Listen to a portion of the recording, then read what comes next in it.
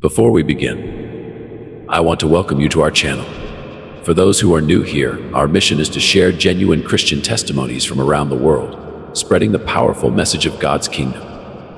We focus on stories about Jesus, the afterlife, heaven and hell, and other Bible-related topics, bringing them to you in engaging story form twice or 3 times a week. We invite you to become a member of this family by subscribing to our channel. God bless you as you do so. Hi, my name is Asta. I want to talk to you today about an experience that I had a few days before graduation. We went to a senior class picnic just prior to graduation, and in that picnic event, I was swimming out to a raft by myself. I got cramps, I drowned, I died, I went into the light, and then I came back again. First of all, the drowning process was not a fun process. It was horrible, it was painful. I was stuck at the bottom of the lake.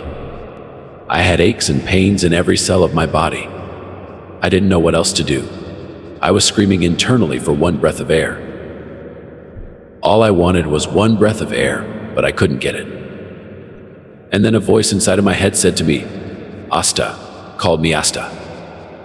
It said, Asta, you need to rest just for a moment. I said to the voice, no, I don't think I want to rest. I have to get up for air. And in trying to get up, I found that I was stuck in mud. My hands were stuck in mud. I couldn't pull them out. I was imprisoned. And then the voice said to me again, Asta, you can continue the struggle, but do you want to rest for just one moment? And so I said to the voice, okay, all right, I'll give it a rest for just a minute, and then I'll continue. I let go. And as soon as the word go formed in my mind, I was pulled out of my body. And all of a sudden I looked down and I could see my body stuck in the mud, but I'm in a body. I can feel it. No longer am I cold and freezing and stuck in the mud, but I'm warm and I'm filled with a love and a peace that I cannot explain. I found myself in a place that was neither here nor there, an ethereal realm where time and space seemed to have no meaning. The environment was suffused with a soft, golden light that bathed everything in a warm, serene glow. I felt an overwhelming sense of peace. Unlike anything I had ever experienced, it was in this tranquil setting that I had my first encounter with the beings. They were luminous entities, their forms made of pure light, yet somehow I could discern features that were both human and divine. These beings exuded in love and wisdom that instantly put me at ease, despite the otherworldliness of the situation. Among these radiant beings, one stood out above the rest. His presence was commanding yet gentle, his light brighter and more intense. As he approached, I felt a sense of reverence and awe. Though he did not speak in words, his message was clear and resonated deeply within my soul. I knew without a doubt that this was Jesus, the embodiment of divine love and compassion.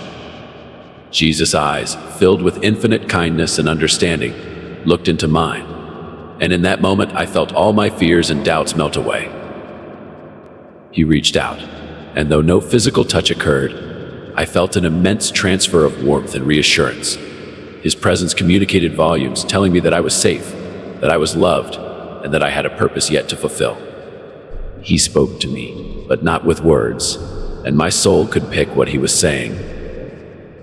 I understood that he spoke to me, letting me know that the years ahead are filled with chores, misunderstanding, and great destruction.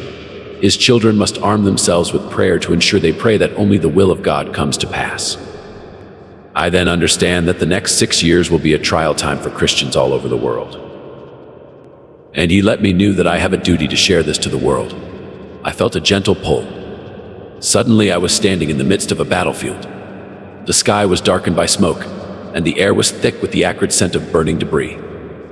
All around me, I saw soldiers from different eras and nations, their faces in pain and anguish. The ground beneath my feet was littered with the remnants of countless battles, broken weapons, torn uniforms, and the fallen bodies of those who had fought and died. The cries of the wounded and the dying echoed in my ears, a haunting chorus of human suffering.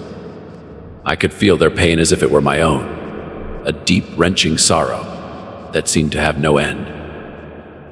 It shifted and I found myself moving through different times and places, each one a scene of conflict and destruction. From ancient wars fought with swords and shields to modern battles waged with tanks and guns, the devastation was the same.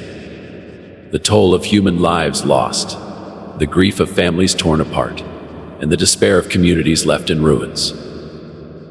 I saw faces from every corner of the world, men, women, and children, all caught in the merciless grip of war. It was a relentless cycle of violence, each conflict feeding into the next, leaving nothing but death and desolation in its wake.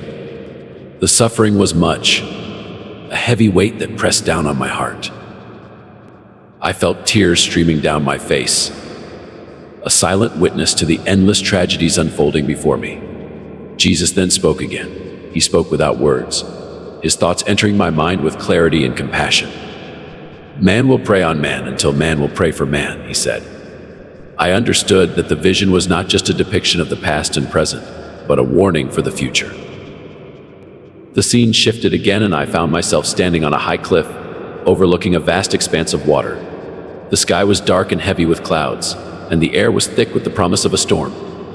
Below me, the ocean surged and roared, its waves crashing against the shore with a terrifying force. I watched in horror as the water began to rise, swelling and spilling over the land. The vision moved swiftly, showing me floods engulfing cities and towns on different continents. In one moment, I was in a bustling city, watching as people scrambled to higher ground, their faces etched with fear. The water rose relentlessly, swallowing buildings, cars, and everything in its path. I could hear the desperate cries for help, the frantic calls of parents searching for their children, and the haunting silence that followed when the floodwaters claimed their victims. I was then transported to rural landscapes, where vast fields of crops were submerged under the relentless tide. The loss was not just of human life, but of the very sustenance that communities depended on. Livestock and wild animals alike were swept away, their bodies carried off into the abyss. The smell of death lingered in the air, a grim reminder of the destruction left in the flood's wake. Before I could fully grasp the magnitude of the devastation, the vision changed once more. I was now standing at the base of a towering volcano, its peak shrouded in smoke and ash. The ground trembled beneath my feet, and I watched in awe and terror as the volcano erupted with a deafening roar. Molten lava spewed forth, a river of fire that consumed everything in its path. Whole towns and villages were buried under the scorching flow, their inhabitants unable to escape the inferno. There will come a time when it will all happen at the same time. It will come during the era of man's greatest sins. Immediately he said this. The vision shifted once more, and I found myself standing on solid ground surrounded by towering skyscrapers and bustling streets. It was a familiar sight, one of a thriving city full of life and energy, but the calm was deceptive, a mere prelude to the chaos that was about to unfold. Without warning, the ground beneath me began to tremble. At first, it was a subtle vibration, barely noticeable. But within moments, it intensified, growing into a violent shaking that sent people and structures alike into a state of panic. I watched in horror as the earth cracked open, swallowing buildings whole and leaving gaping chasms in its wake. The sound was deafening, a cacophony of shattering glass and glass, crumbling concrete, and the anguished cries of those caught in the destruction. The earthquake was relentless, its force ripping apart everything in its path. Skyscrapers that once stood as symbols of human achievement now toppled like fragile dominoes, reduced to piles of twisted metal and debris. As I moved through the vision, I was transported to different parts of the world, each scene more devastating than the last. In one moment, I was in a city in America, witnessing a massive quake that flattened entire neighborhoods. The ground heaved and buckled, sending cars careening off the road and people scrambling for cover. The magnitude of the destruction was almost incomprehensible. Throughout these visions, V-Light remained by my side, his presence a constant amidst the chaos. His voice, calm and steady, broke through the noise and confusion. There will not only be more of what you have seen, he said, but there will come a time when it will all happen at the same time. It will come during the era of man's greatest sins. His words were a dire prophecy, a warning of a future where natural disasters would converge. As the vision continued, I was drawn to a particularly catastrophic scene. A massive earthquake in a place named Eureka. The ground split open with a force that shook the very foundations of the earth. Buildings collapsed in on themselves, and the landscape was forever altered.